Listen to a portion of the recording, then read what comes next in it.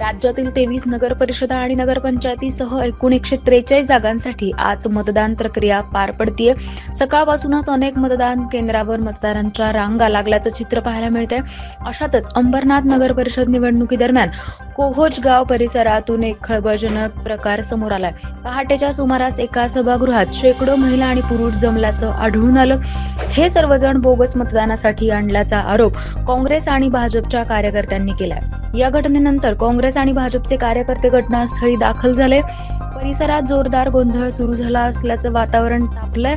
माहिती मिळताच पोलिसांनी घटनास्थळी धाव घेत सभागृहातील महिलांना बाहेर काढले.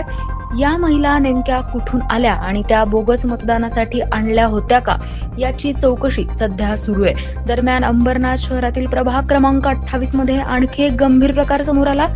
2 व्यक्ती पैसे वाटप करत असताना राष्ट्रवादी काँग्रेस अजित पवार गटाच्या कार्यकर्त्यांनी त्यांना रंगेहात पकडल्याचा दावा केलाय. भाजपच्या उमेदवाराकडून मतदारांना पैसे वाटप केले जात असल्याचा आरोप राष्ट्रवादी काँग्रेस अजित पवार गटाकडून करण्यात येतोय. या सर्व घडामोडींमुळे अंबरनाथमधील निवडणुकीचं वातावरण अधिकच तापल्याचं पाहायला मिळतंय.